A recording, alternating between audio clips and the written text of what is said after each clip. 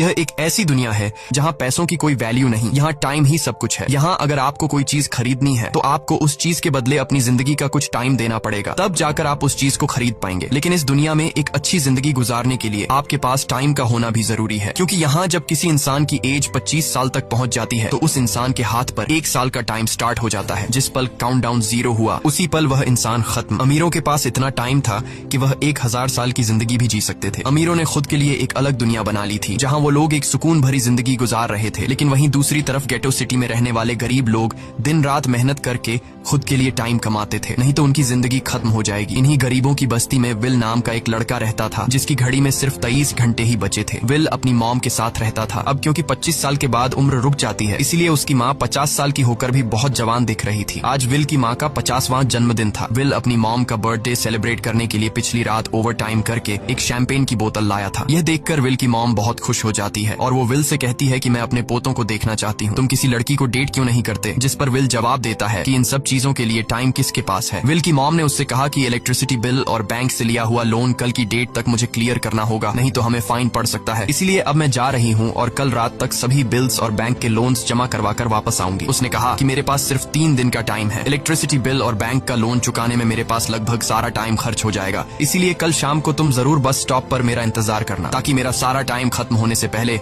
मैं तुमसे कुछ टाइम ले सकूं। इस पर विल ने कहा ठीक है, मैं टाइम पर पहुंच जाऊंगा। जाने से पहले विल की माँ विल के हाथ को छूकर उसकी बॉडी में 30 मिनट ट्रांसफर करती है ताकि विल अच्छा नाश्ता खरीद कर खा सके। इसके बाद दोनों अपने अपने काम पर निकल गए। रास्ते में विल के पास एक छोटी बच्ची आती है। वो विल को एक कैप्सूल देकर विल से उसका थोड़ा सा टाइम मांगती है। विल मुस्कुराते हुए उस छोटी बच्ची को कैप्सूल में अपनी जिंदगी का 5 मिनट का टाइम दे देता है और वह चली जाती है। यहाँ हमें पता चलता है कि यह लोग अपने टाइम को एक कैप्सूल में स्टोर भी कर सकते हैं, जिससे यह लोग कभी भी यूज और ट्रांसफर कर सकते हैं। इसके बाद विल काम के लिए फैक्ट्री पहुंच जाता है। काम शुरू करने से पहले वह कॉफी लेने जाता है, लेकिन वहाँ वह देखता है कि हर एक चीज का दाम डबल हो गया है। जहाँ पहले कॉफी 2 मिनट की मिलती थी, अब उसका प्राइस डबल होकर 4 मिनट हो चुका है। यहाँ पर कभी भी किसी चीज का भी दाम बढ़ा दिया जाता है बिना किसी अनाउंसमेंट के। ये बात विल को बहुत बुरी लगती है। मजबूरी में विल ने भी कॉफी के लिए अपनी जिंदगी के 4 मिनट पे किए और काम पर लग गया। दिन भर के काम के बाद रात के वक्त विल अपने दोस्त के साथ एक बार में जाता है। विल का दोस्त 1 नंबर का शराबी था। वह हर वक्त शराब के नशे में टली रहता। विल का दोस्त विल को इशारे में बताता है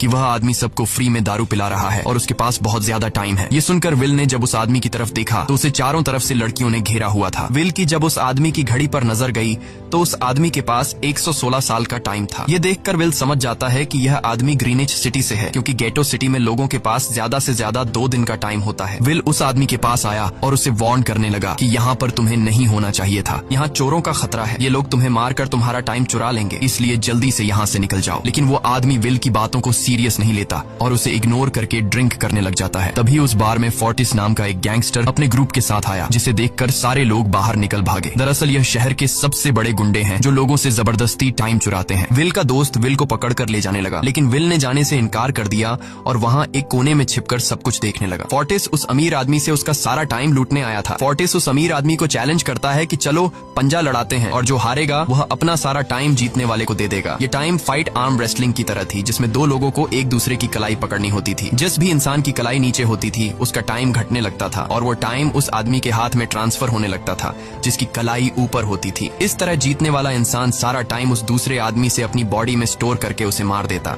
फोर्टिस उस आदमी से कहता है क्या तुम इसके लिए तैयार हो? इस पर उस अमीर आदमी ने कहा कि मैंने बहुत ज्यादा ड्रिंक की हुई है, इसलिए मुझे कुछ टाइम चाहिए, उसके बाद मैं तुम्हारे चैलेंज के लिए तैयार हूँ। फोर्टिस कहता है कि ठीक है, ये तुम्हारी आखिरी ख्वाहिश है, जाओ मैं तुम्हें तैयार होने के लिए कुछ मिनट देता हूँ। फोर्टिस उसके साथ अपना एक आदमी भी भेज देता है ताकि यह भाग न सके। वो अमीर आदमी बाथरूम में आकर बहुत ज्यादा उल्टियां करने लग जाता है क्योंकि उसे काफी चढ़ गई थी, इसलिए अगर वो इस हालत में फोर्टिस से पंजा लड़ता तो इस अमीर आदमी का हारना कंफर्म था। तभी विल वहाँ पर आ जाता है। वो फोर्टिस के आदमी को मारकर उस अमीर आदमी को अपने साथ उस जगह से बाहर निकाल लेता है और उसे फोर्टिस से बचाकर एक सेफ जगह पे ले आया। विल ने उस अमीर आदमी से कहा कि मैंने तुमसे कहा भी कि तुम्हारी जान को खतरा है, तुम जानबूझकर अपना टाइम क्यों बर्बाद कर रहे हो? वो आदमी विल को अपना नाम हेनरी बताता है और वो विल से पूछता है कि तुम्हारी उम्र कितनी है? विल ने बताया 28 साल। हेनरी ने कहा मेरी उम्र 105 साल है और अब मैं जिंदगी से थक चुका हूँ। मैंने अपनी लाइफ में हर एक चीज का मजा मजा लिया है और अब मुझे इस जिंदगी की जरूरत नहीं है, मैं जीना नहीं चाहता। ये सुनकर विल ने हैरानी से पूछा, आखिर तुम कहना क्या चाहते हो? इस पर हेनरी ने कहा, लगता है तुम अब तक हकीकत से अनजान हो। क्या तुमने कभी सोचा है कि इस दुनिया में अलग अलग टाइम जोन्स क्यों बनाए गए हैं?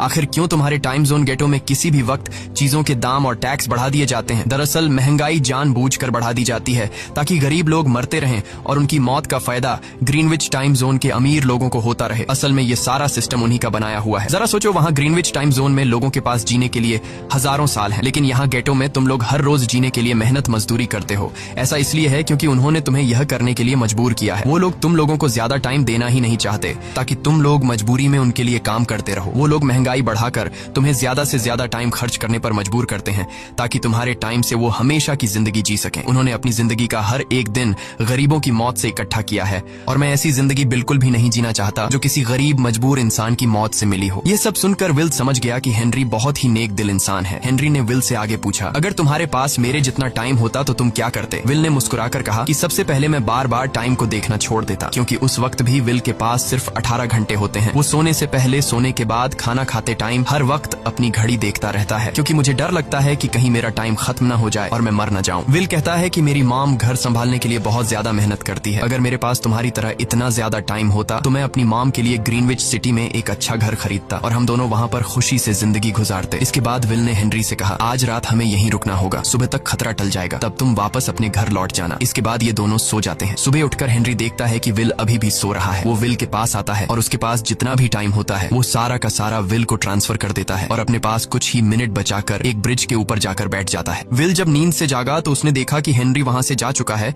तभी हमेशा की तरह नींद से जागने के बाद विल ने अपनी घड़ी में नजर डाली। विल की घड़ी में 116 साल ऐड हो चुके थे। यह देखकर उसकी आंखें खुली की खुली रह गईं। उसे लगा कि वो अभी भी नींद में है और सपना देख रहा है। इसी दौरान विल की नजर विंडो पर पड़ी जिस पर लिखा था, मेरा टाइम बर्बाद मत करना। वो समझ जाता है कि हेनरी ने मुझे अपना सारा समय दे दिया है। तभी विल ने हेनरी को दूर एक ब्रिज के किनारे पर बैठे देखा। विल जल्दी से हेनरी की तरफ भागा, लेकिन अब बहुत देर हो चुकी थी क्योंकि हेनरी के पास अब बस कुछ ही सेकंड्स बचे थे और थोड़ी देर बाद वो एक झटके से मरकर ब्रिज से नीचे पानी में गिर गया। विल को हेनरी की मौत का बहुत ज्यादा दुख होता है। अब विल के पास 116 साल की जिंदगी थी और वो समझ जाता है कि अगर मैं यहाँ पर रहा तो लोग समझेंगे कि हेनरी को इसी ने मारा है। विल जल्दी से अपने दोस्त के पास जाता है। विल का दोस्त विल के हाथ में इतना सारा टाइम देखकर शॉक रह जाता है, जिसके बाद विल ने अपने दोस्त को दोस्ती की खातिर 10 साल का टाइम दिया। ये देखकर विल का दोस्त उसका दिल से शुक्रिया अदा करता है। विल कहता है कि यहाँ रहना मेरे लिए अब ठीक नहीं, क्योंकि इतने ज्यादा टाइम को देखते हुए मेरा टाइम छीनने के लिए कोई भी मुझे मार सकता है। अब मैं अपनी माँ के लिए ग्रीनविच सिटी में एक अच्छा सा घर खरीद सकता हूँ और वहाँ पर एक सेफ लाइफ गुजारूंगा। जिसके बाद विल अपने दोस्त को गुड बाय कहकर वहाँ से निकल जाता है और सीधा उस बस स्टॉप पर जाकर माम का इंतजार करने लगता है, जहाँ 2 दिन पहले उसकी माम ने उससे कहा था कि मैं इलेक्ट्रिसिटी का बिल